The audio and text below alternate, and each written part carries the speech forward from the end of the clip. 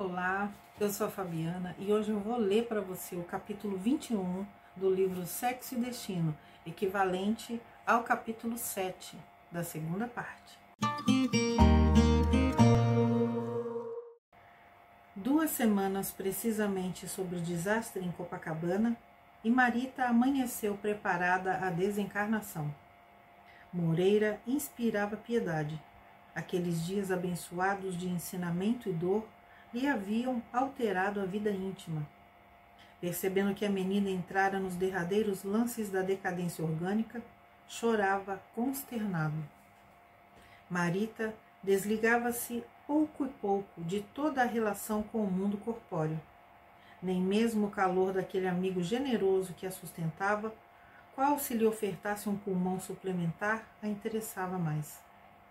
Conquanto imóvel, sentia-se agora lúcida, profundamente lúcida. Os olhos quedavam quase apagados. No entanto, o apoio magnético incessante lhe descerrava a luz da visão espiritual. Nos últimos 2 dias, atingira avançada renovação. Assinalava com absoluta clareza as palestras frequentes que Cláudio mantinha com médicos e enfermeiros. Gravava as preces e os comentários de Agostinho e Salomão na hora do passe. De começo, ao experimentar que as mãos paternas lhe asseavam o corpo, desesperava, clamando de si para consigo que não se conformava com tanta humilhação. Lançava pensamentos de revolta contra o destino que a jungia daquele modo a um homem que odiava. Entretanto, a força de perceber-lhe a ternura reverente, expungindo-lhe as excreções que lhe agarravam a epiderme ferida, acabou plantando no coração um sentimento novo. Enterneceu-se, transfigurou-se. Ouvia-o falar em Deus e, às vezes, identificava-lhe os dedos a lhe roçarem a fronte, ao mesmo tempo que entremeava afagos e orações. Num dos minutos comovedores em que ela cismava, sem atinar com os motivos daquela transformação, Félix aproximou-se. Acariciou-lhe paternalmente os cabelos em desalinho e disse, na convicção de quem centraliza todas as energias a fim de sugerir-lhe, com êxito, a atitude aconselhável. Filha, perdoa, perdoa. Ela registrou emocionada a voz desconhecida e recordou a mãezinha que a deixara no berço. Sim, concluía, somente o amor materno voltaria do túmulo para inclinar-lhe o coração incendiado à fonte da indulgência. Perdoar, monologou. Que outra coisa lhe competia fazer diante da morte? Sim, devia partir olvidando mágoas e afrontas. Reconhecia-se na armadura dos ossos a feição de pinto no ovo. Tênue pancada, ou breve movimento, conseguiria despejá-la e deveria sair, conquanto não soubesse para onde. Por que não seguir, apagando as labaredas que lhe requeimavam os sentimentos? Meditou naquelas mãos que a despiam, enxugando-lhe a pele molhada para vesti-la outra vez, com o carinho apenas visto nas mães quando tocam, de manso, os filhinhos doentes, e concluiu que lhe cabia desculpar, esquecer. Compadeceu-se então diante do pai irrefletido. Perdoar-lhe, sim. Pensou nisso com o júbilo de quem achara uma bênção. Ele agora respeitava, limpava, orava. Viveria na terra, talvez carregando amargas penas, enquanto que ela viajaria para regiões que ignorava, apegando-se, porém, à confiança naquela voz que lhe impelia o espírito atribulado à calmaria do perdão. Rememorou-lhe o pranto da noite em que lhe declarara a paixão despropositada e tocou-se de entendimento. Pobre pai aquele que nunca desfrutava refúgio no próprio lar. Teria um cérebro normal um homem assim, varado em casa diariamente, qual se fosse um cão infeliz? Poderia saber se ele se aproximara dela na condição de um enfermo, buscando o lenitivo que não sabia qualificar na turvação dos próprios sentidos? provavelmente havia recebido, na pensão de Crecina, o assalto de um louco e não a injúria de um homem. Por que não justificar o pai que se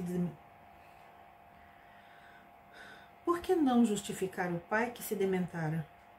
Reconstituiu-lhe, na memória, os gestos de brandura e de amor nos brincos da infância. Cláudio lhe fora o único amigo. Se chorava em pequenina, recolhia-se-lhe ao colo, buscando o regaço de mãe que não tivera. Demorou-se a revê-lo nas teias da imaginação, transportando-a nos braços para que se distraísse, admirando os bichos do jardim zoológico. Degustava de novo, mentalmente, os sorvetes que ele lhe adquirira prazeroso nas tardes de verão. Recordava. Não, bradava-lhe a consciência. O pai não era perverso, era bom.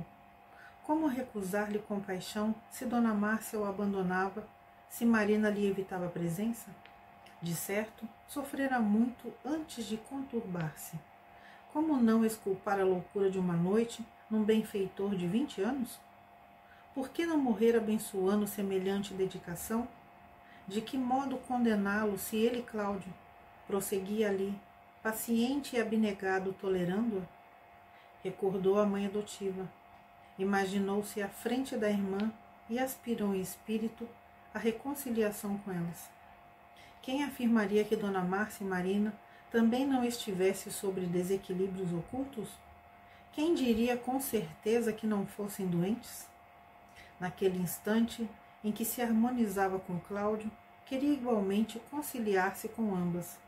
Estavam perdoadas por todas as incompreensões e, no íntimo, pedia-lhes perdão por todos os dissabores que involuntariamente lhes tivesse causado. No desfile das reminiscências, Gilberto não faltou. A figura do rapaz surgiu-lhe na cabeça, envolvida das doces vibrações do sonho que lhe constituíra a luz da vida. Não conseguiria odiar a quem amava tanto. Gilberto teria encontrado razões para afastar-se dela e também, naquelas reflexões graves e extremas, lhe aparecia na ternura revestido com a beleza de um companheiro amado e limpo. Ao enunciar esses pensamentos, Marita sentiu-se mais leve, quase feliz. Intentou movimentar-se, gritar ao pai que ela o considerava um homem de bem, que não detinha motivo algum para acusá-lo, que os sucessos na moradia de Crecina tinham sido apenas um lamentável engano, que ela realmente morreria, rogando-lhe, no entanto, viver e continuar a ser bom. Contudo, só ao pensar no próprio soerguimento, teve a impressão de que se algemava a uma estátua. Nenhuma reação favorável dos membros hirtos, nenhuma voz na garganta que lhe parecia de pedra. Todavia, tão grande e tão heróico se lhe extremou o esforço da alma renovada, que bagas de pranto lhe rolaram dos olhos semimortos. Desde esse minuto solene de pacificação, começou a distinguir vagamente vozes e formas do plano espiritual, entre alegre e amedrontada, qual se estivesse acordando num clarão transpassado de bruma. Fitando-lhe o semblante orvalhado de lágrimas, Nogueira, reanimado, chamou o médico. Aquilo não seria indício de reação, de melhora? O facultativo, porém, meneou a cabeça, circunspecto, e pediu mais tempo de observação, a fim de pronunciar-se, concluindo, no entanto, de si para consigo, que a menina se achava em condição pré-agônica, transtornada, delirante.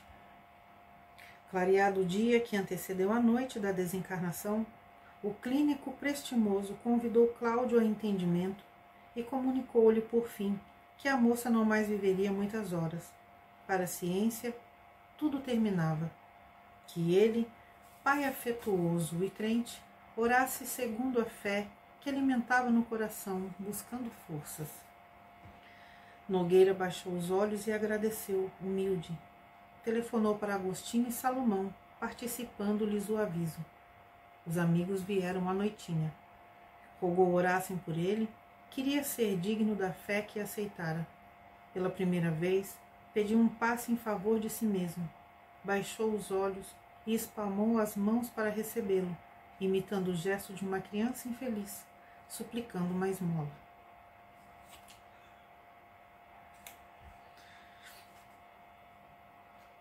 O velho farmacêutico e o negociante consolaram-no. Não seria justo reter a menina padecente num corpo qual aquele, deprimido e irrecuperável. No entanto, ao se despedirem, achavam-se ambos engasgados de emoção. Cláudio, mais desolado que nunca, às 9 horas solicitou licença para trancar-se. Queria estar só com a filha, dizer-lhe adeus. Ninguém recusou aquele favor suplicado com humildade. Isolado à frente dela, Nogueira demorou-se a meditar. Recompunha o pretérito na memória, imaginando as estradas percorridas, por ruína das quais se via afastado para sempre. Entretanto, ao fixar a agonizante, pelo amor purificado que lhe passara a dedicar, simbolizava, na existência junto dela, o futuro de que se via distante. Entre o passado que lhe inspirava repugnância e o porvir na comunhão espiritual com a filha querida, sentia-se esmagado, sozinho. Enternecia-nos as recônditas fibras da alma contemplar aquele homem vergado ao peso do suplício moral, fugindo a recordações para entrar em prece. Os gritos inarticulados do peito jugulado de angústia, ao apelarem para Deus, no silêncio do quarto, assemelhavam-se a cânticos de dor que as lágrimas sufocavam. Às 11, o irmão Félix e outros amigos, incluídos Neves e Persília, estavam conosco. Em todos os semblantes, a expectativa discreta, com exceção de Moreira, que se agitava em pranto. O instrutor levantou-o num gesto de brandura, comunicando-lhe que a tarefa terminara, que não se deveria vitalizar por mais tempo aqueles pulmões que a morte começava a enregelar. O triste amigo obedeceu, em choro convulso. Em seguida, impondo as mãos naquela cabeça despenteada, Félix transmitiu-lhe subitâneo calor. Marita senhoreou inopinada agilidade mental. Supunha-se reviver, renascer. Escutava os ruídos em derredor com extrema acuidade auditiva. O benfeitor abeirou-se de Cláudio e segredou-lhe algo. Certo, sugeria-lhe conversar, despedir-se. Ignorando-se tocado pelo mentor espiritual, vimo-lo revestido de estranha coragem. Nogueira ergueu-se, avançou 2 passos e ajoelhou-se ao pé da agonizante. Pousou a cabeça rente ao corpo imóvel, mas a intensa emotividade traiu-lhe as energias. O pranto abalava-lhe os membros, ao jeito de tempestade, sacudindo os galhos de um tronco prestes a cair. Marita percebia-lhe o arfar do tórax, na escala ascendente dos soluços, e desejou acariciá-lo. Contudo, os braços se lhe afiguraram parafusados à cama.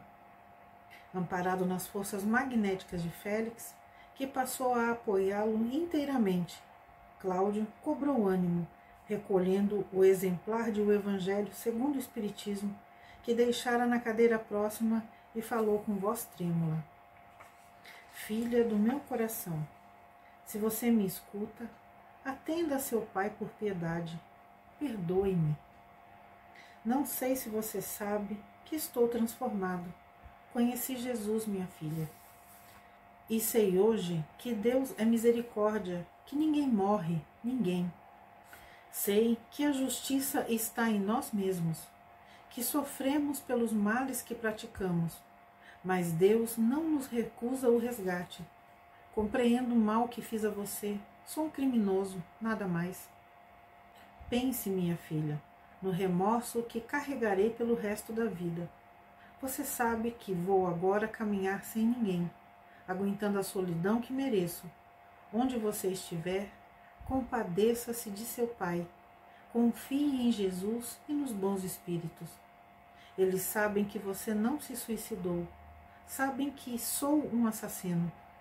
Ah, minha filha, pense nesta palavra assim tão triste. Assassino. Auxilie-me a lavar esta mancha da consciência. Rogue por mim aos enviados do Cristo, para que eu tenha a força de fazer o que devo fazer.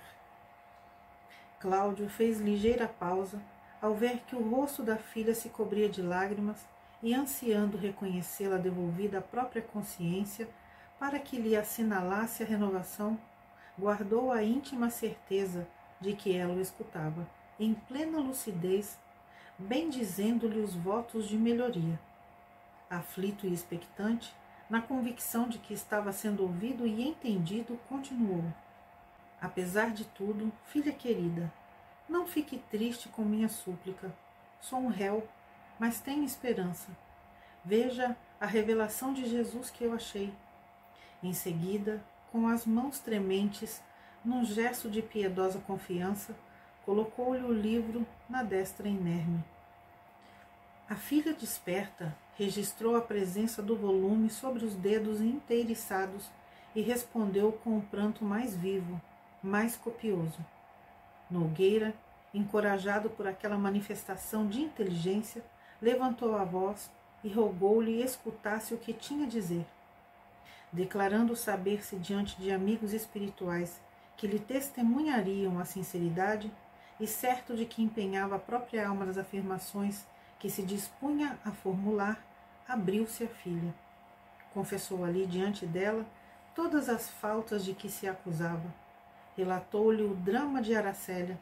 Asseverou que sinceramente ignorava fosse ela filha dele, o que apenas viera a saber por informação de Márcia, porquanto, leviano e inconsequente qual fora na mocidade, admitia erroneamente que Aracélia desempenhara o papel de companheira para vários homens.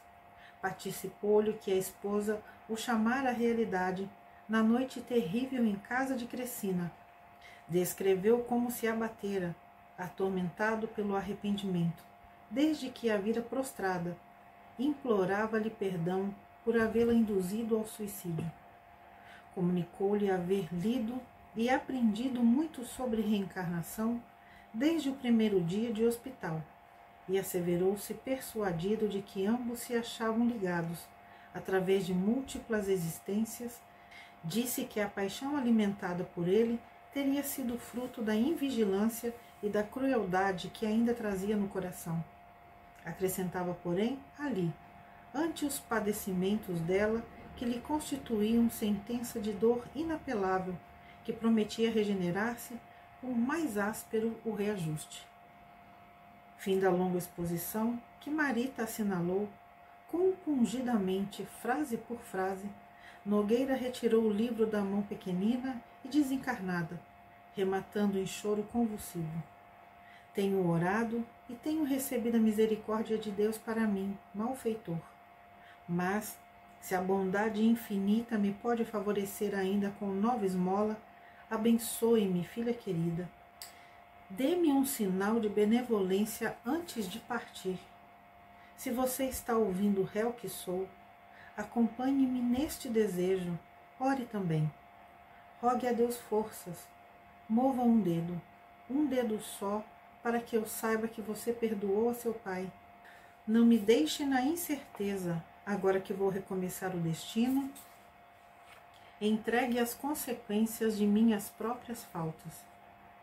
Registrando os soluços paternos que lhe revolviam a alma, a jovem associou-lhe aos votos. Desejou ansiosamente, veementemente, satisfazer-lhe o pedido. Perdão, perdão. A palavra ressoava-lhe no espírito à maneira de cântico que descesse do céu, ecoando nas paredes em torno. Perdão. Aquelas 6 letras enfileiradas em forma de sons pareceram-lhe música da eternidade que estivesse sendo executada no firmamento em trompas de estrelas, cujos brandos acentos lhe aliviavam o coração. A pobre menina concentrou todas as energias num pensamento de confiança e de gratidão a Deus e rogou mentalmente: Perdão, Senhor. perdão para meu pai, perdão para mim. Perdão para todos os que erraram, perdão para todos os que caíram. Aguçaram-se-lhe as percepções e sentiu-se como que banhada de alegria inefável. Contemplou Cláudio distintamente agora. Fitou Moreira em lágrimas e, alongando a atenção mais serenamente em derredor do leito, viu-nos a todos. Félix, em silêncio, endereçou-lhe eflúvios magnéticos a determinada área cerebral e Cláudio, atônito, viu a destra inerte levantar-se. Agoniado e reconhecido, tomou avidamente aqueles pequenos dedos frios e quis dizer: obrigado, meu Deus, tentando debalde movimentar a garganta que os soluços embargavam. Contudo, em lugar da palavra dele, foi a voz de Félix que se ergueu do nosso lado, arrebatando-nos em prece. Senhor Jesus, nós te agradecemos a felicidade que nos concedeste na lição do sofrimento, nestes dias de trabalho e de expectação. Obrigado, Senhor, pelas horas de aflição que nos clarearam a alma, pelos minutos de dor que nos despertaram as consciências. Obrigado por essas 2 semanas de lágrimas que realizaram por nós o que não nos foi possível fazer em meio século de esperança. Em te alçando nosso agradecimento e louvor, pedimos ainda: lança por misericórdia a tua bênção na irmã que se despede e no companheiro que ficará. Transfunde-lhes o pesar em renovação, a mágoa em regozijo. Recebe-lhes o pranto como sendo a oração que te elevam, aguardando-te paz no caminho. Entretanto, mestre, não te exoramos a piedade somente para eles, irmãos bem amados que consideramos filhos da própria alma. Suplicamos-te ânimo para todos os que resvalaram nos enganos do sexo desorientado, quando nos ofereceste o sexo por estrela de amor a brilhar, assegurando-nos a alegria de viver e garantindo-nos os recursos da existência. Consente, Senhor, possamos relacionar diante de ti aqueles irmãos que as convenções terrestres tantas vezes se esquecem de nomear quando te dirigem o coração. Abençoa os que te tresmalharam na insana ou no infortúnio em nome do amor que não chegaram a conhecer. Socorre nossas irmãs entregues à prostituição, já que todas nasceram para a felicidade do lar, e corrige com tua minuficência os que a impeliram para a viciação das forças genésicas. Acolhe as vítimas do aborto, arrancadas violentamente ao claustro materno, dentro dos prostíbulos ou em recintos que a impunidade acoberta e retifica, sob teu auxílio, as mães que não vacilaram asfixiar-lhes ou degolar-lhes os corpos em formação. Restaura as criaturas sacrificadas pelas deserções afetivas, que não souberam encontrar outro recurso senão o suicídio ou o manicômio para ocultarem um martírio moral que lhes transcendeu a capacidade de resistência, e compadece-te de todos aqueles que lhe escarneceram da ternura, transformando-se, quase sempre, em carrascos sorridentes e empedernidos. Protege os que renascem desajustados no clima da inversão, supondo constrangedoras tarefas ou padecendo inibições regenerativas, e recupera os que se reencarnaram nessa prova, sem forças para sustentar as obrigações assumidas, afogando a existência em devassidão. Recolhe as crianças que foram ser viciadas e renovam com a tua generosidade os estupradores que se animalizaram inconscientes. Agasalha os que rolaram na desencarnação prematura, por efeito dos golpes homicidas, nas tragédias da insatisfação e do desespero, e ampara os que lhes tornaram os verdugos padecentes, vergastados pelo remorso, seja na liberdade atenazada de angústia ou no estado estreito dos calabouços. Mestre, digna-te reconduzir ao caminho justo os homens e as mulheres, nossos irmãos, que, dominados pela obsessão ou traídos pela própria fraqueza, não conseguiram manter os compromissos de fidelidade ao tálamo doméstico. Reequilibra os que fazem da noite pasto à demência. Conforta os que exibem mutilações e moléstias resultantes dos excessos ou dos erros passionais que praticaram nesta ou em outras existências. Reabilita a cabeça desvairada dos que exploram o filão das trevas no lenocínio. Regenera o pensamento insensato dos que abusam da mocidade, propinando-lhe entorpecentes. E sustenta os que rogaram, antes da reencarnação, as lágrimas da solidão afetiva e as receberam na terra por medida expiatória aos desmanchos sexuais a que se afeiçoaram em outras vidas e que muitas vezes sucumbem de inanição e desalento, em cativeiro familiar, sob o desprezo de parentes insensíveis, a cuja felicidade consagraram a juventude. Senhor, estende também a destra misericordiosa sobre os corações retos e enobrecidos. Desperta os que repousam nos ajustes legais, acatados nas organizações terrestres, e esclarece o que respiram em lares, revestidos pela dignidade que mereceram, a fim de que tratem com humanidade e compaixão os que ainda não podem reguardar-lhes os princípios e imitar-lhes os bons exemplos. Ilumina o sentimento das mulheres engrandecidas pelo sacrifício e pelo trabalho, para que não desamparem aquelas outras que até agora ainda não conquistaram a maternidade premiada pelo respeito do mundo e que tantas vezes lhe suportam a brutalidade dos filhos nos lupanares. Sensibiliza o raciocínio dos homens que encaveneceram honrados e puros, de modo a que não abandonem os jovens desditosos e transviados. Senhor, não consistas que a virtude se converta em fogo no tormento dos caídos, e nem permitas que a honestidade se faça gelo nos corações. Tu, que desceste às vielas do mundo para curar os enfermos, sabe que todos aqueles que jornadeiam na terra, atormentados pela carência de alimentação afetiva ou alucinados pelos distúrbios do sexo, são doentes e infelizes, filhos de Deus, necessitados de tuas mãos.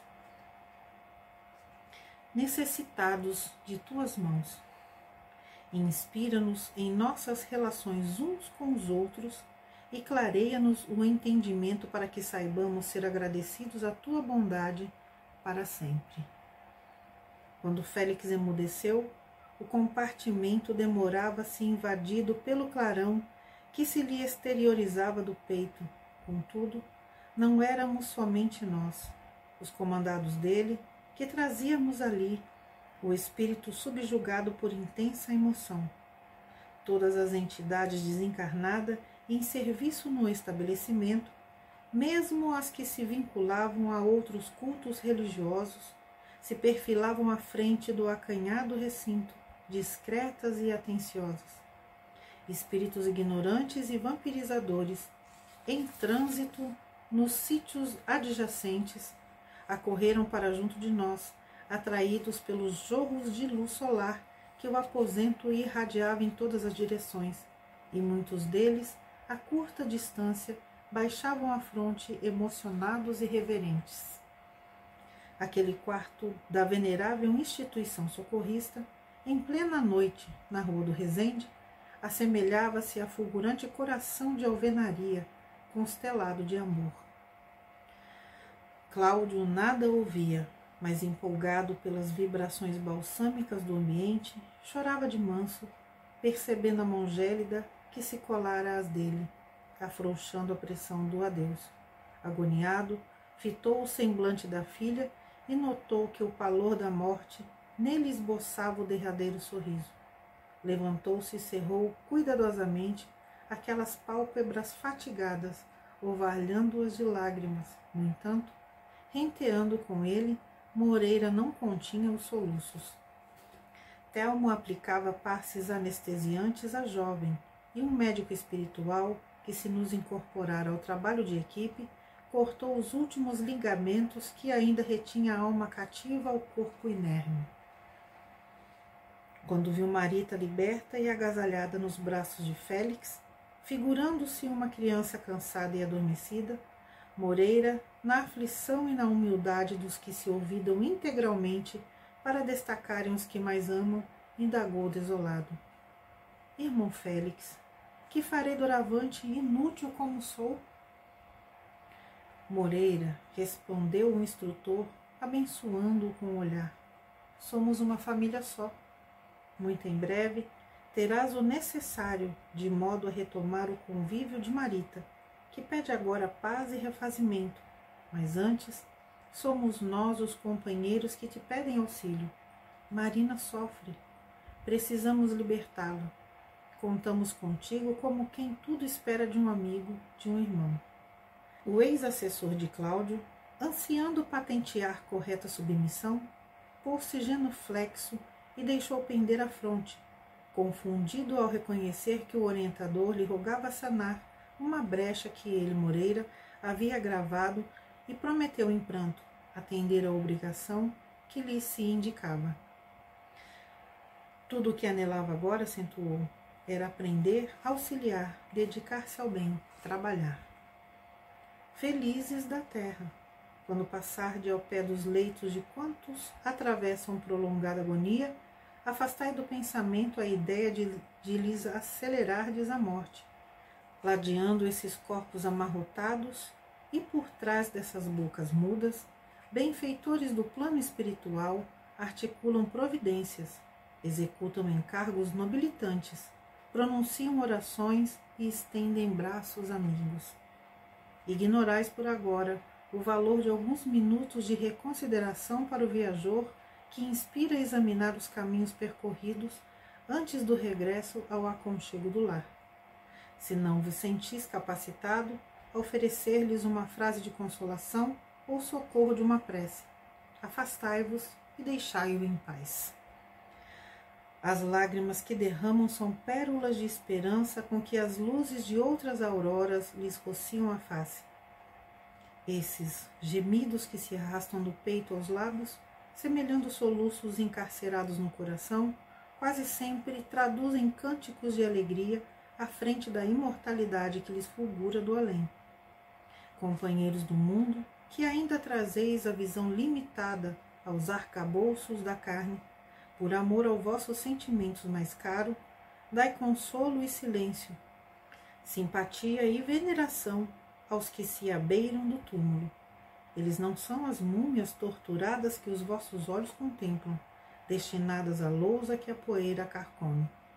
São filhos do céu, preparando o retorno à pátria, prestes a transpor o rio da verdade, a cujas margens um dia também vós chegareis.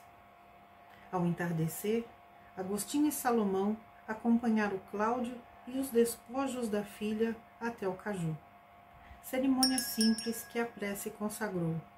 De volta, Nogueira acabrunhado despediu-se dos amigos na Cinelândia e tomou táxi para o Flamengo.